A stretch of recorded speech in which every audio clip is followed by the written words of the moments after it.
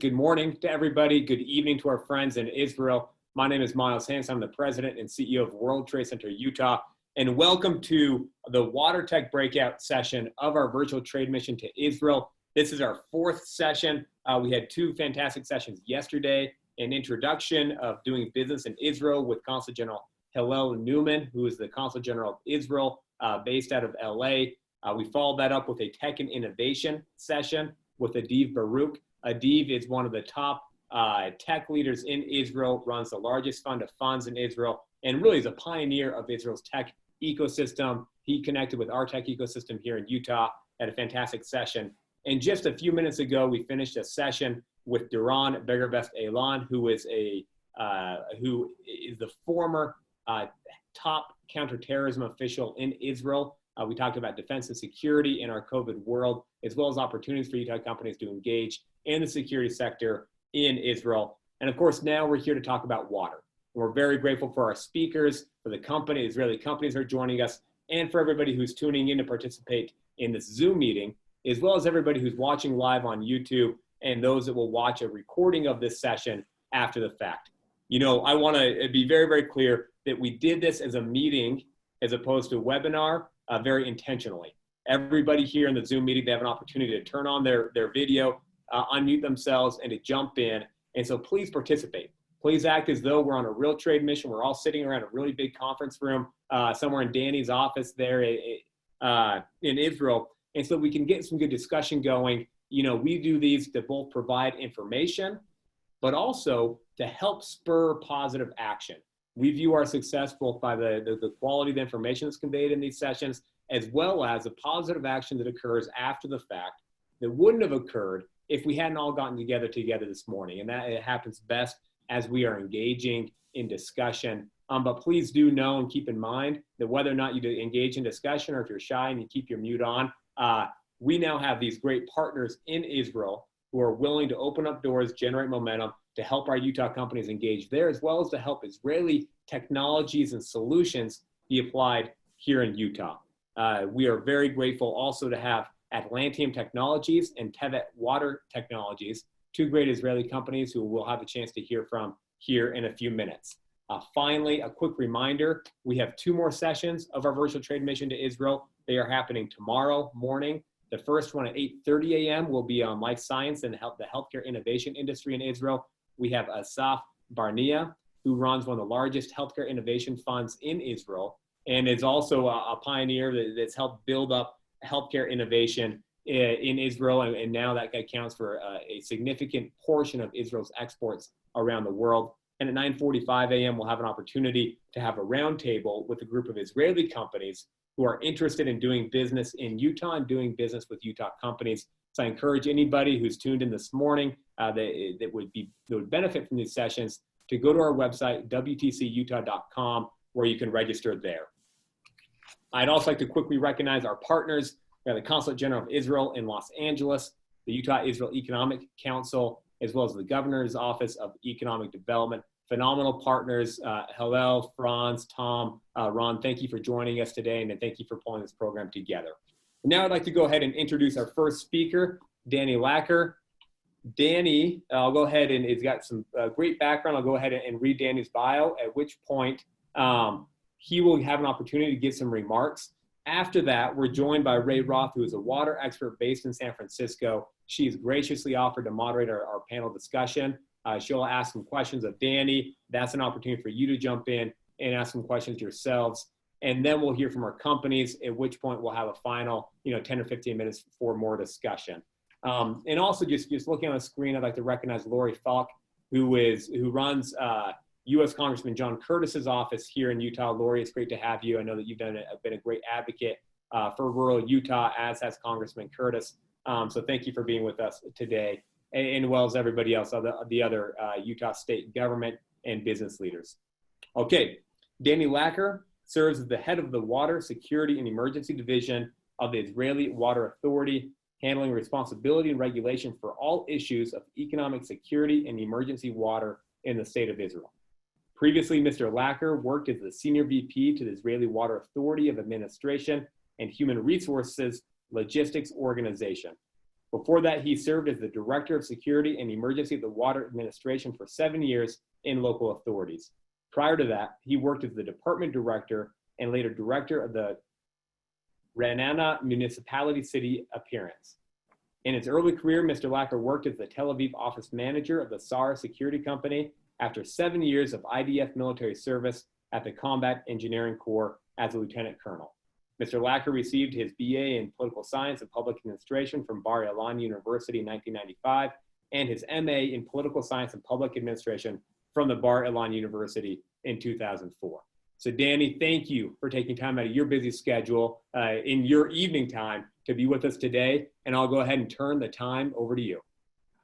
Okay, thank you, and good morning, everyone in Utah. I hope that you can hear me well.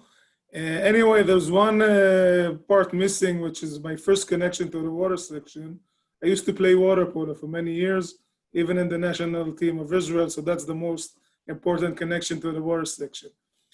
I will try to focus on three main things. First of all, a short review about Israel water sector. What are the challenges, the special challenges that we have in Israel, and connect it a bit to Utah challenges. And then I will try to go a bit to security and emergency, not so much to talk about security and emergency, but to use it as a platform to see and demonstrate how Israel used technologies and cooperation with companies in those challenges to figure out and to find solutions. And then maybe we'll focus in another thing. I'll keep it to the end. So of course, while we're talking about water, it's the most crucial and a national thing that we have to supply to consumers. I mean, air, we're still supplying for free. Maybe if we disconnect Wi-Fi, people will get to real panic. But beside that, I think water is the most crucial thing that we are selling to consumers.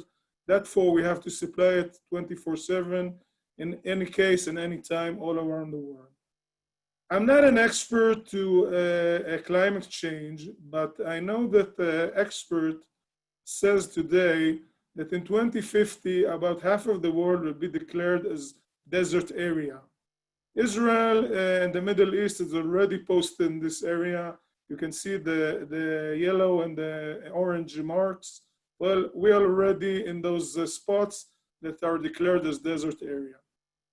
So in Israel, traditionally, water supply used to come from the north to the south, based about 70% of drinking and domestic needs water from the Sea of Galilee. I'm assuming few of you know the Sea of Galilee from the New Testimony and so on. But I want to tell you something. The word sea doesn't fit the Sea of Galilee, or as we call it, the KINERET. The Sea of Galilee is eventually a small shrinking lake, but that used to be the main intake to supply water in Israel for decades. But in the last 2 decades, we had terrible condition of drought. You can see the surface of the Sea of Galilee, what occurred in the last 15 years. If we go to see it a bit in pictures, if you can see it on your slide, the mark pumps that I took picture in 2006, look what happened only after 3 years. See the difference, what happened to the surface of the Sea of Galilee.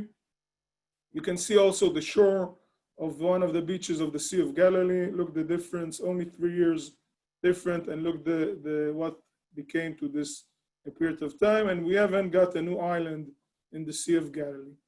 Meaning we cannot supply on nature, and we cannot lean on nature intakes anymore.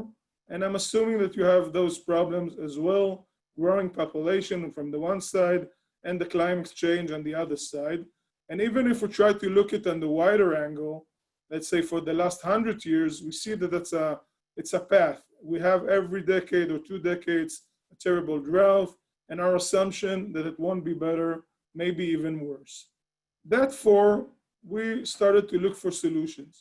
The first solution that we looked for was we searched for the stick of Moses while he hit the rock, and water came from the rock. By the way, if anyone can find the stick or make one of those, Israel Water Authority is willing to pay a lot of money for that. But since we couldn't find that, we established desalination plants. We have on the beaches of Israel and the Mediterranean Sea, The water are endless, but they are salty water. We operated today 5 main desalination plants. I know that we'll talk later on desalination plants, but the 3 largest the reverse osmosis desalination plants in the world sit on the beach of Israel. SEWAGE is the largest desalination plant around the world. And those 5 main desalination plants supplying today most of the water in Israel. I'll show the details in a second. I just want to add for that you are already under tender and construction of 2 more, even larger desalination plants. The first of one will be in SEWAGE, will be the largest one in the world, but the most interesting one is the one in the north. We call it Western Galilee. Besides of supplying water to the northern part of Israel, it eventually will recharge the Sea of Galilee.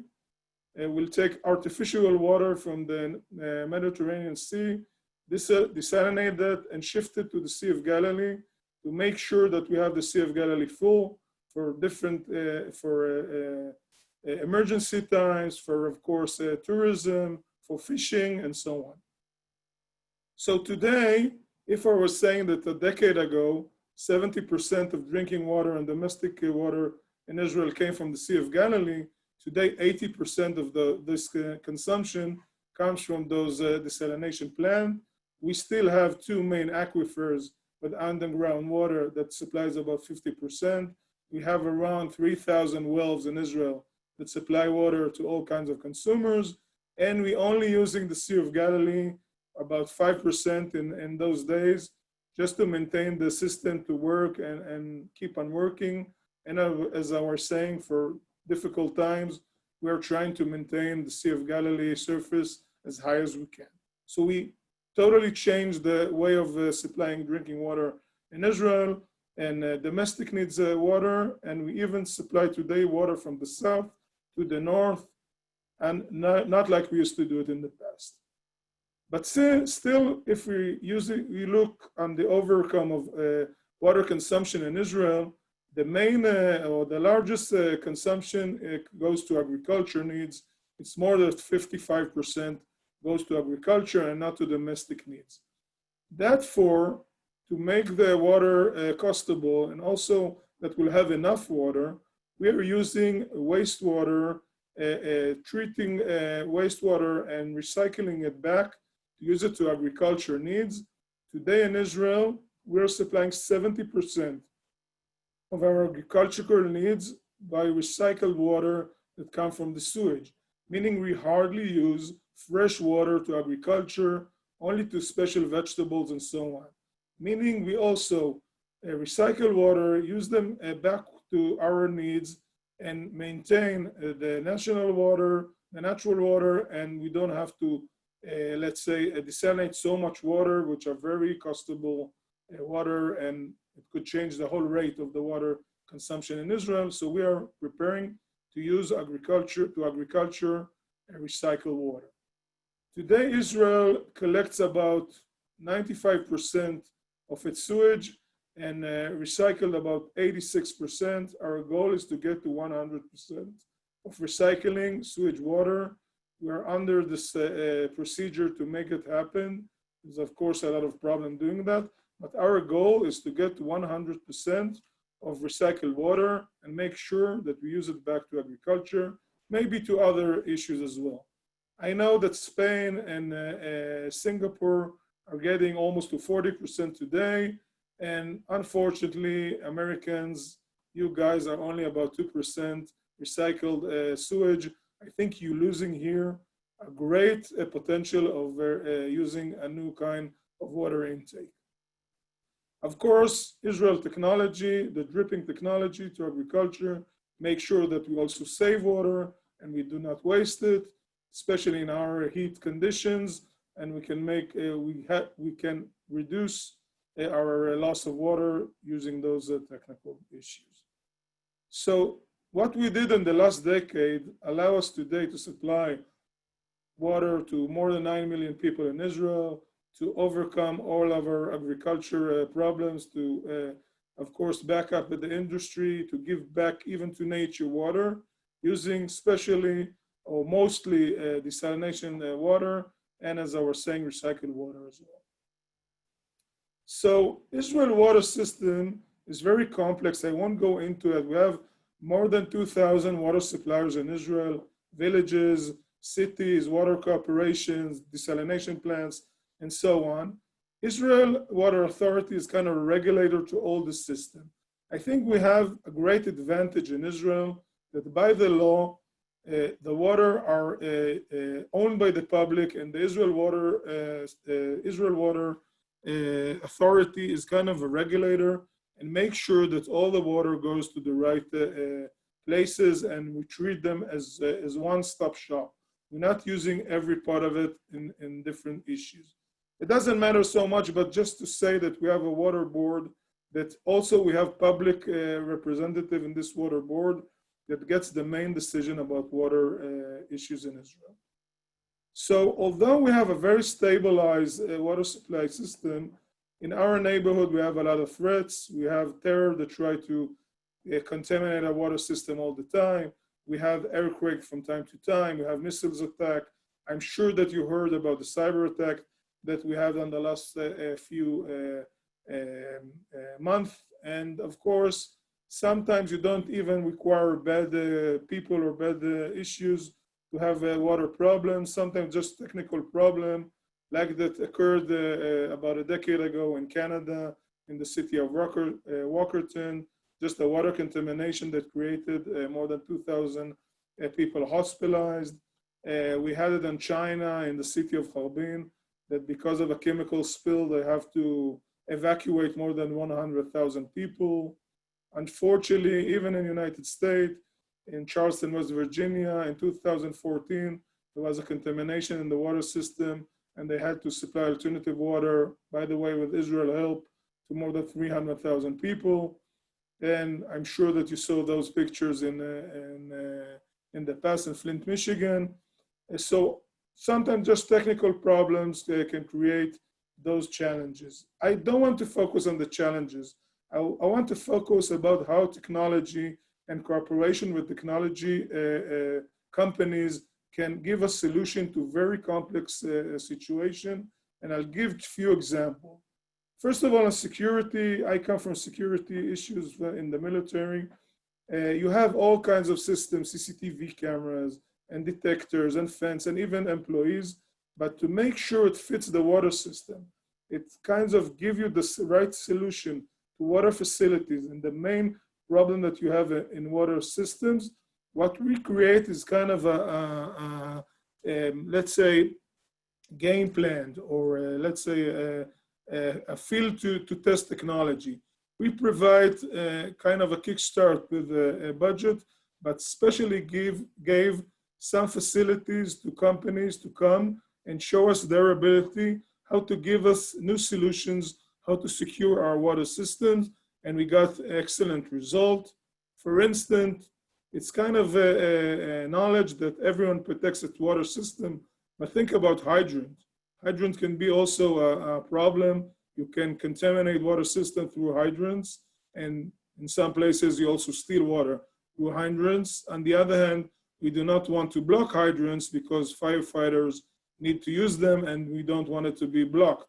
So we created under a standard in Israel, again, combining with the technology companies, that in each hydrant in Israel, you have a detection system that if someone tried to steal water, or more crucial than that, try to put any liquid into the hydrant, you get an alert and you can control it and even block it from distance. So that's kind of a thing I couldn't create by myself, but technology in Israel, a few companies help us to make it, and now it's under a standard in Israel. Another example is around the world and also in Israel until recently. If you had a problem with the quality of the water, usually you would have the data for that, what I call the manual detection, meaning that people will smell something underwater or taste something underwater, or God forbid, even get to the hospital.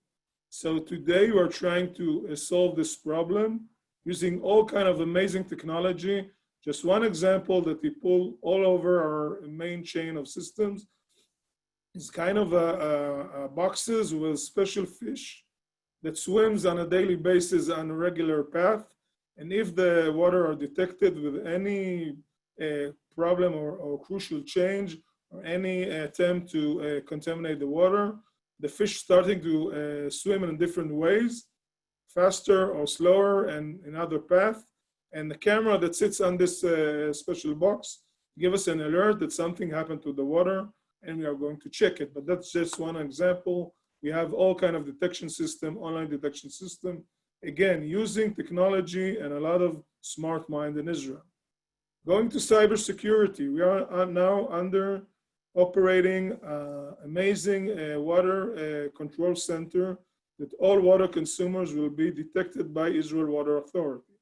Now, this is a challenge as a regulator. How can I detect more than 1,000 consumers or water suppliers? And I'm not sure they want to give me all their information. Part of that is, of course, secured from technical reasons. So again, using technology here, we figured out how to get only to the data that we need, only on one side, getting only attempts to attack by cyber without interfering in the process in the water corporations. Again, using technology, Israeli technology, and smart companies. Another issue that I'm sure you have also in electricity or in water system in Utah and all around is when you don't have electricity running, you don't have water system operating as well. So of course we have generators that works on diesel fuel.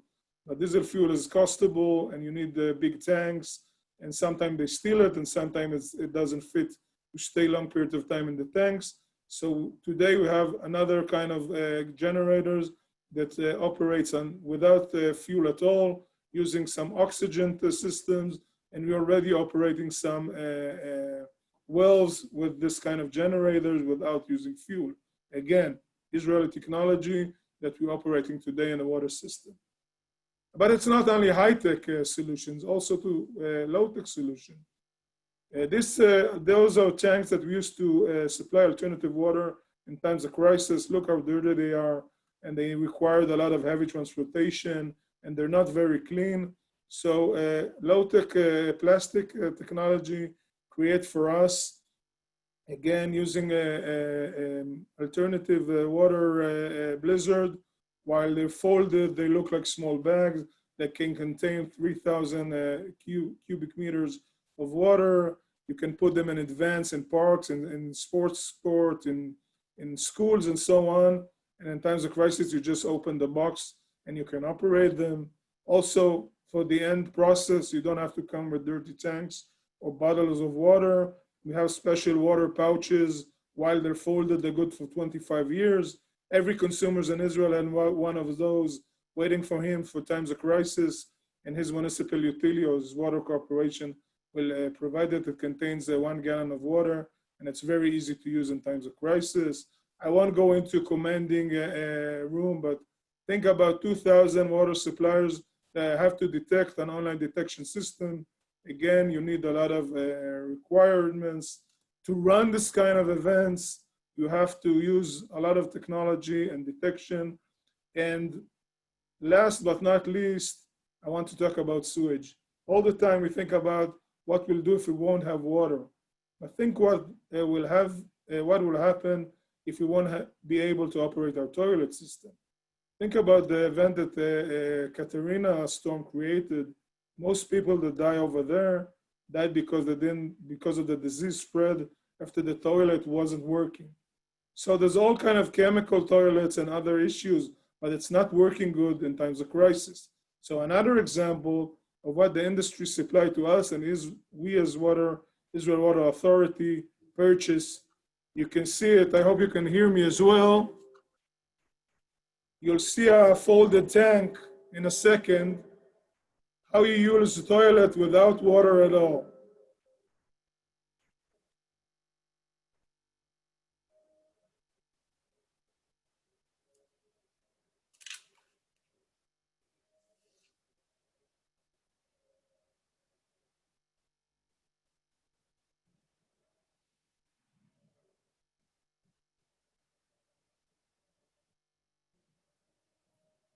You don't need any electricity or anything or any water to use that.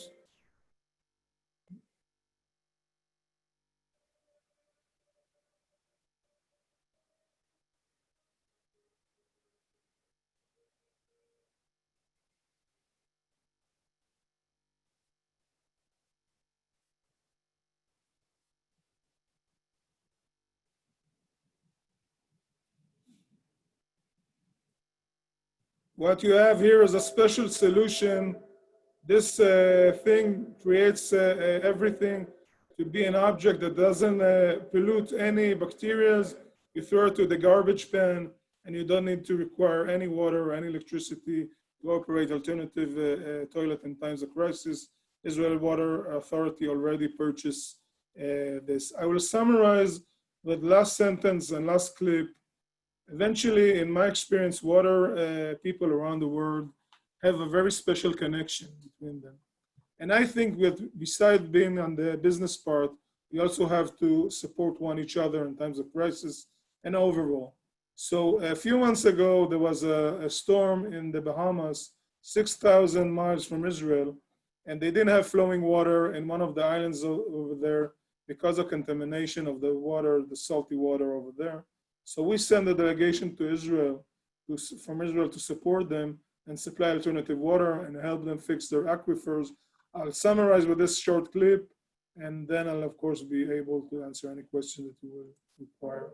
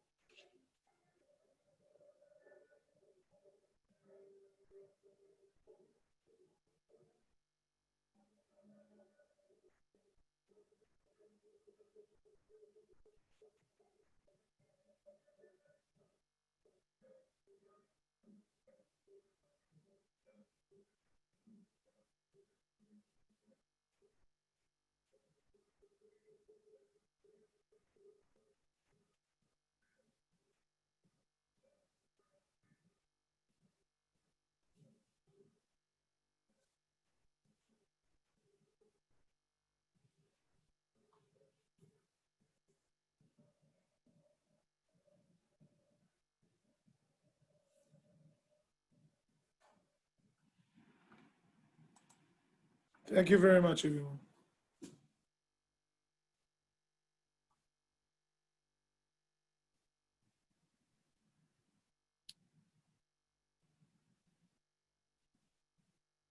Great presentation. Thank you, Danny, very much for that. We're very grateful for it. I'll go ahead and turn over to Courtney, who will introduce Ray, and then we can go from there in the program. Thank you. Great. Thank you so much, Danny. That was fantastic. So Ray Roth is the Director of Business Development and Innovation Trade at the Israel Economic Mission office based in San Francisco. She's worked within Israel and California's startup scene and now supports Israeli companies looking to export their technology to the West Coast. Ray focuses on generating win-win relationships between the two countries in a mission to enhance trade relations, encourage foreign investments, and generate strategic cooperation. And happily for us, Ray is also an expert in water technology. So she is going to be our MC today. And go ahead, Ray. Thank you, Courtney, and thank you, Danny. I will just start off with saying, we are live on the chat, and you can also always unmute yourself and start your video and pop in to ask questions. My knowledge of water is from working with different water companies, but you in Utah, having the water experience working from within the industry, I bet you have many more interesting questions to ask. I'll start with one, and then I'll look at some of the ones on the chat. So Danny, Utah strives to have enough water to support agriculture, wildlife, and recreation while still providing sufficient water to meet the needs of the growing communities. Considering the state's water supply relies on rivers, lakes, reservoirs, and groundwater, in your opinion, which technologies are most important to utilize when it comes to water security? Well, I think in water security, first of all, the new kind of security approach that we are taking over is you cannot defend all your assets. So eventually, I think the online detection system that gives you a smart detection of what's going on the water, if it's an intentional problem or unintentional problem, will provide you the right data if you have to react and when. So I think if you have $1 to put on security issues, and it doesn't matter if it's rivers or tanks or any other facility, I would put it as much as you can. It's complex, it's not easy because it's very technology, it requires a lot of smart technology and a lot of training to operate it. But yet I will put the $1 that I have an online detection system as much as I can.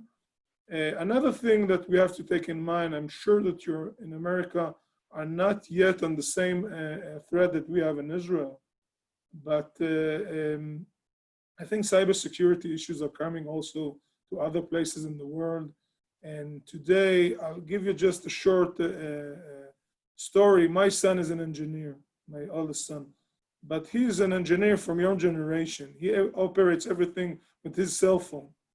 2 weeks ago, we had a problem with his car. It wasn't running. So he called me asking what to do. I told him, oh, and you have jumpers in your car. He didn't understand what I was talking about. Meaning that today employees and today engineers in the water systems are more and more reliable on those systems. So you have also to protect cybersecurity. And last, never put all the eggs in the same basket. Make sure that you won't have one asset that you are lean or rely on it. Try to make more and more water facilities that if one is detected in any problem, you can operate an alternative one.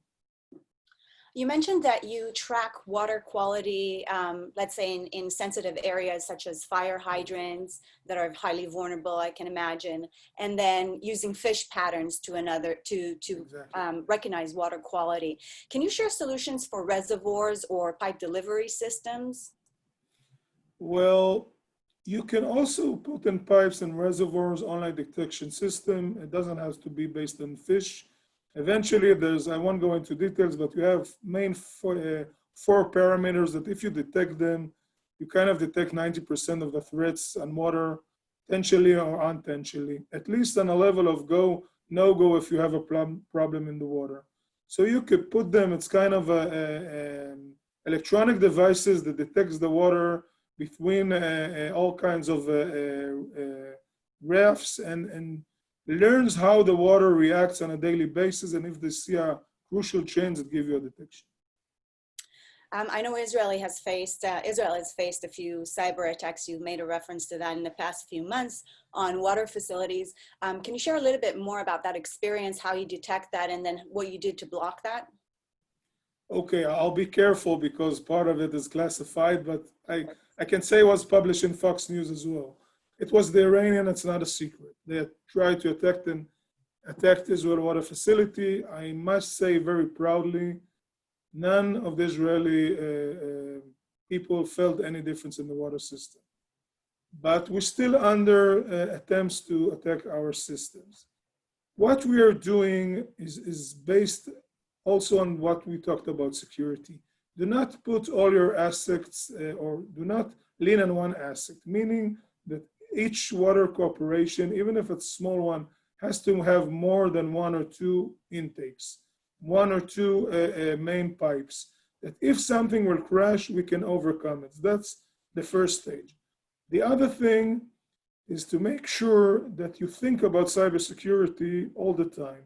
Meaning if you're building a new system or you try to detect anything, think that someone might approach to that.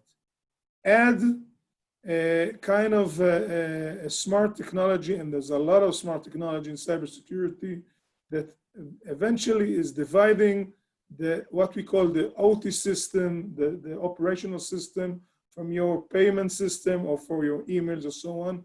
Make sure it's different system. It's much complicated to cross to the OT systems. And last and not least, make sure that something will happen. Make sure what I talked about, those young engineers, you have to teach them and educate them to be able to operate manually, although we are protecting our facilities very well. Thank you. So Utah averages to be the second driest state in the nation, much similar to Israel's weather condition.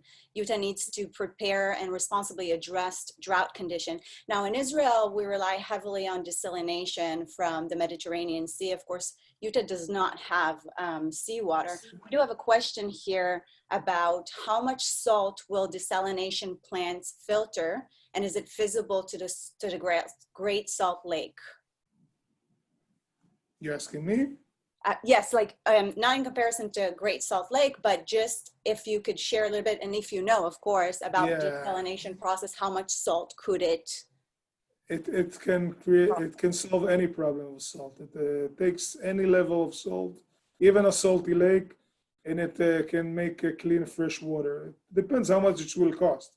Probably in more salty condition will cost more or will be less efficient. But you eventually can take any salty water and make them fresh water. It just matter how much energy you put on the process. And Danny, I jump in there because this would be a fascinating response. So the Great Salt Lake in Utah is very, very salty. It's not quite as salty as the Dead Sea, but it's very close. You can jump in the Great Salt Lake here in Utah and you don't sink just like you do in the Dead Sea.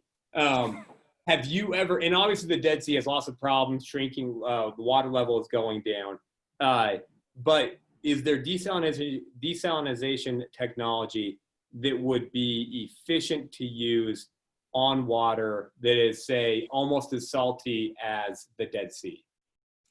Listen, to be honest, I'm not an expert in desalination technology. Yeah. I think it should be tested. In my understanding, technically, it's possible. The main is it's cost effective. I mean, in Israel, we pay something like $2 American to each meter cube of water. Most of it comes because of the desalination system, which is very inefficient from the economical side. I'm assuming that to desalinate this kind of issue probably will cost a lot of money, but it's something you have to test and detect. I cannot give you a right answer for that. That's helpful. Thank you. Another question that we had about desalination, and of course, only if you are aware of the comparison between Israel and Saudi Arabia. Saudi Arabia is also using desalination technology to provide clean water to desert area. They take up about half of the fresh water supply in the nation, which providing water for over 33 million people. Do you know how is the Israeli technology compared to desalination that Saudi Arabia use, or all desalination technologies are pretty much similar? As much as I know, they're using in Israel, we're only using what we call reverse osmosis, which is taking the water and dividing the salt from the water in general. I think in Saudi Arabia, they're also using collecting water from the air, which is less efficient, but they're using both technology, also reverse osmosis and this kind of a system as well. Perfect, thank you. We will go over to hear from two of the Israeli solution companies, and then we will come back to a Q&A session open to all. So Danny, please stay in, and we'll probably have some more questions coming up to you. So up next, we have Tevet Water Technologies, presented by Eitan Levy, Executive Chairman. Tevet is a leading expert in physical chemical-based wastewater treatment, providing its customers with state-of-the-art plug-and-play solution. 1 second. Sorry, one second.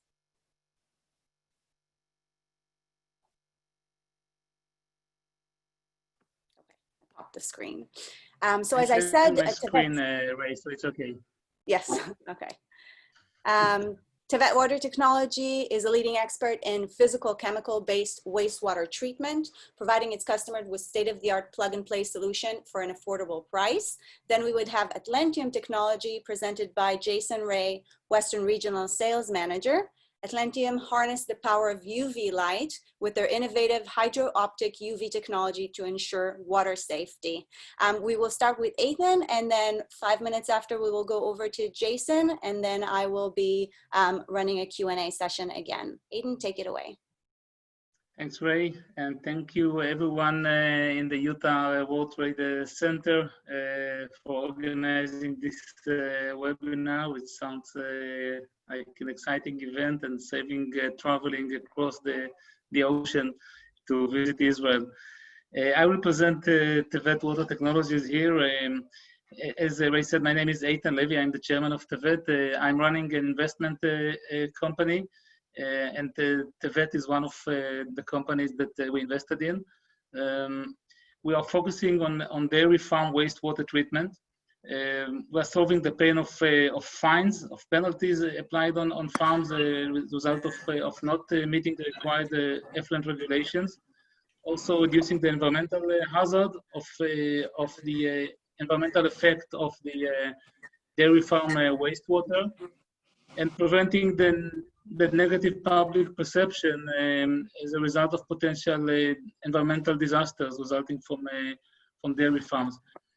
Talking about dairy farms, it's a severe global problem. This chart shows the relative of the organic load that is discharged by humans around the world, dairy cows around the world, and pigs. And as you can see, it's more than 10 times higher, the dairy farms organic load compared with the humans organic load. So it's a severe global problem that needs to be addressed.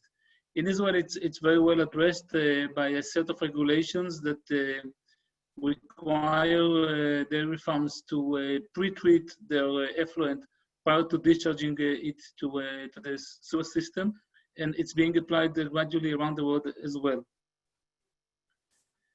I guess that the question to be asked is why we're talking about dairy farms. Utah is a desert and there aren't too many dairy farms. So I did some homework, and there are about 180 licensed dairy farms in Utah, and they're quite large. The average herd size is more than 500 cows. There is even one farm with more than 5,000 cows. So it's a nice amount of dairy farms even in Utah, which is, as we mentioned, the desert. And even export meat products in $64 million a year, which is very nice. So what we offer a unique physical-chemical treatment that we developed. Basically, the idea is to remove the solids from the effluent, because the dairy farm solids are very fine, and it's very difficult to separate them from the water. And the idea is to reach as clear water as possible by removing those fine solids. And we do it by a chemical process which is called coagulation and flocculation. And a third stage, which is unique, which is a unique filtration that is taking place in this gray box. This gray box contains a unique separator that lets the water trickle through the bottom of it, while those rolls are moving the solids to a dry, hilly place where they are stored. So it's compact, it's low cost, it's scalable to any size of dairy farm. It's fully automated and remotely controlled. The residual sludge is dry. It looks like dry mud. And there's no need for a construction permit because it's very small and it's not a real structure. It's fully remotely operated, so even if we have several installations in Utah or in other places in the US, we can control them remotely from our central control room in Israel, and including software updates and resolving operational problems on site, just remotely. We have a wide variety of models to address different needs of the dairy farm effluent treatment and different sizes of farms. In Israel, we are the market leader by far. Most of the dairy farms in Israel, effluent is treated by our systems around the country. Show some pictures of some of the installations. As you see, it's a dirty operation. It's not so clean, but that's our business. and it works very well, and it solves a solution that is generally very difficult to solve.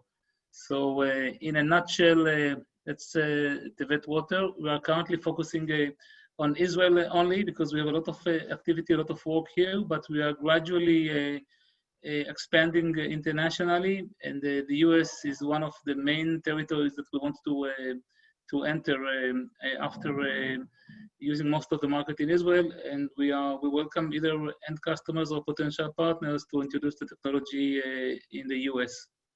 Well, thank you for the attention, and I think that I met my time frame. Thank you, Eitan. Jason, we are ready for you.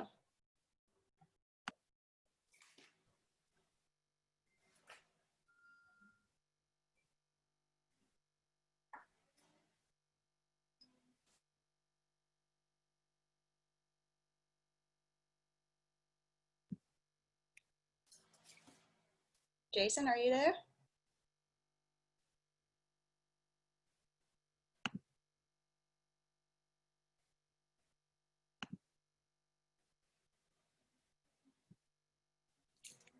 Okay, sorry about that. I hope you guys can hear me now. We get started here. First of all, welcome to hydro-optic disinfection, revolutionary technology from Atlantium.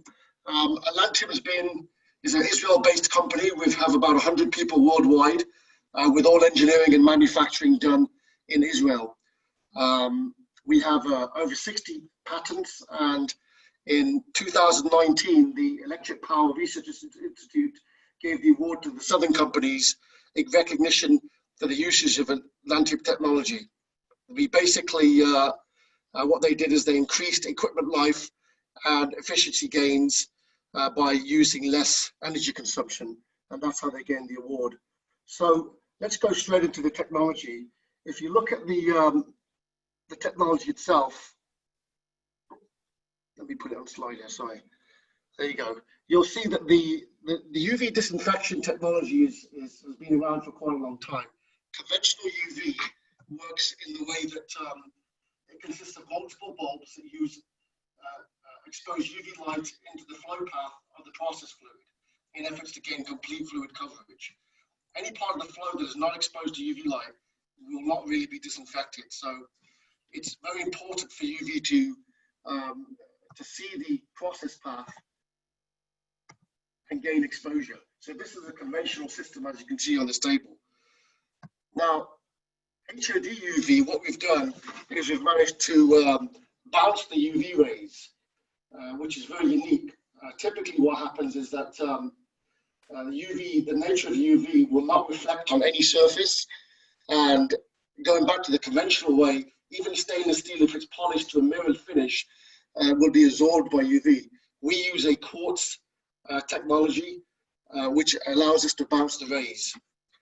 UV is really measured in log reduction, where 1 log reduction is 90% reduction, 2 log is 99, 3 log would be 99.9, and 4 and 5 is 99.99 and 99.999. That's how you measure disinfection. By obtaining the quartz technology, we're able to get uniform exposure throughout the entire column. Typical UV disinfection up to now in the last 25 years has able to achieve 3 log reduction. We're able to achieve 5 log reduction with this technology. Also, you'll see that we use a single bulb as opposed to multiple bulbs in the flow path. So if you look at typical conventional technologies over the years, you'll see that they use multiple bulbs in the flow path. And what happens here is that if the flow path is not exposed, the UV is not working in that flow. And you know, they put baffles in there to do various technologies to achieve 100% exposure, but it still doesn't work, which is why they're only able to get up to 3% log removal.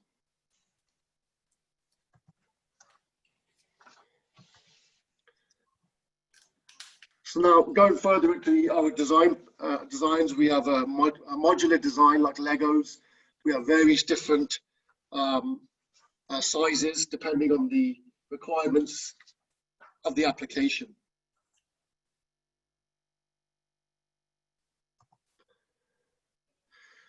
Moving further, specific to Utah, we have worked through gained various tremendous recognition through dams and power plants. They use water obviously for electric conversion. We managed to kill invasive mussels at the macro and micro level and prevented biofouling and growth. We've been successful by doing this in Hoover Dam, Davis Dam, Parker Dam, and various power plants. By doing this, some of the preliminary stages is that we do a pilot study.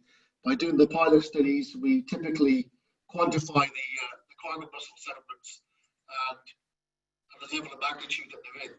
So basically what I'm saying is we stand behind the product, and before we recommend and install it, we prove our technologies. So, other applications are disinfection in general, dechlorination, ozone disinfections. We're also very strong in water reuse. Legionella is a big disease, and obviously coronaviruses and many of the viruses that have come on now are susceptible through biobacterias. So we use our technologies in hospitals, hotels, commercial buildings, and high rises. So dechlorination is a huge application for us. The microbiome buildup in boiler feed through various feed waters into boilers, RO filters, a lot of applications, cooling towers, is prevented with the use of HOD UV. So we're preventing scale, we're preventing fouling, we're preventing corrosion. This increases the life in power plants of equipment, of boilers, cooling towers, etc. And then, the ROI of the equipment is increased by tenfold. And we have shown this in our studies. I think it's really important to recognize the benefits of HOD UV in biofouling. It's actually a huge variable when it comes to expensive systems that are purchased. Obviously, boilers are used and cooling towers are used in every industrial facility and many commercial and high rises. So I think it's important to know that up to now, the other technologies like chemicals, softeners have been put into play, but by using HOD UV, we've managed to eliminate all of those chemical costs and also reduce energy costs also. Customers that we've had up to date have been across the board: food and beverage, power plants. As I said earlier, we won the EPRI award. Coca-Cola, for example, we have a huge gain there. We did a pilot study for a Coca-Cola plant in their main plant in Atlanta. Since then, in the last 4 years, they've purchased over 400 Atlantium systems and standardized on Atlantium. We're very big in the dairy also, and now we're entering it, and also dams, as I mentioned. And we're now entering into the industrial sector. Here's some more customers as well. I think that's it. I want to stay within the 5-minute time frame. Thanks. Jason. We do have a few questions here. Just Jason, in regards to your technology, I know that in 2013, the Bureau of Reclamation, responsible for maintaining the lower Colorado River dams, have actually chose to install Atlantium technology to effectively and economically minimize the risk of ecological problems resulting from mussel fouling. Now, kind of a funny anecdote, I know that in an effort to fight the spread of COVID, a public transport company in Shanghai has started using UV technology to disinfect their buses. Have you noticed any increase of demand for UV technology now due to COVID to purify water? Yes, I think there's a strong recognition across the engineering firms, EPCs.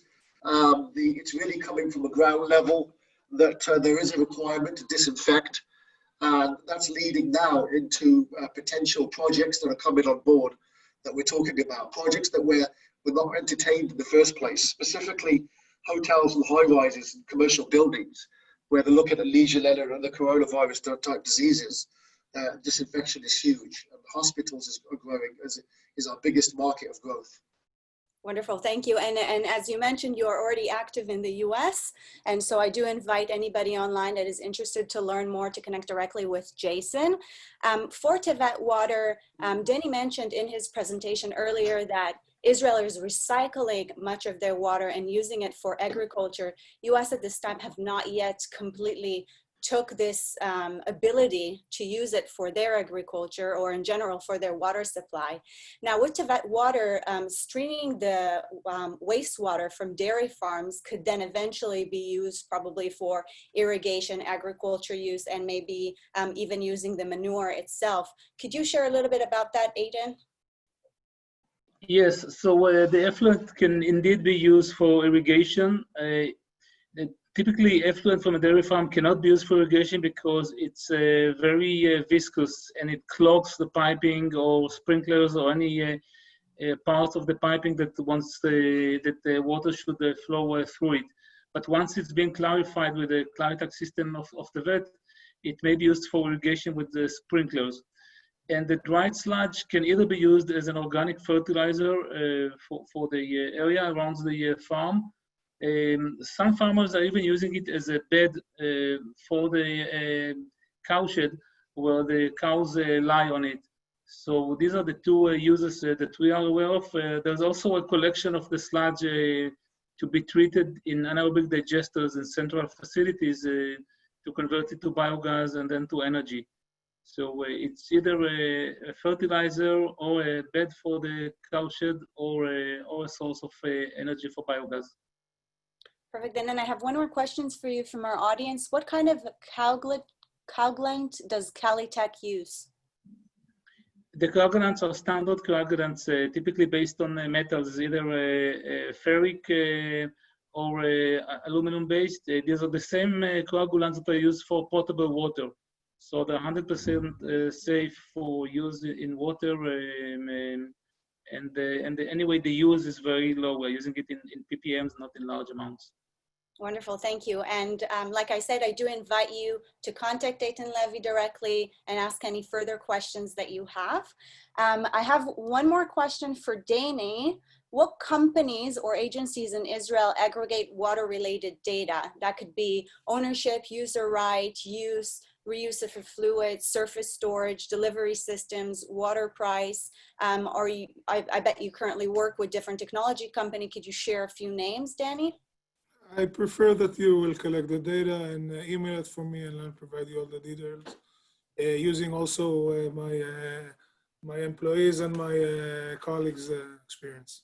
Perfect. So Taylor, I will be in touch with you with further information about that. We are coming to the wrap up for this session. I want to thank you all for joining.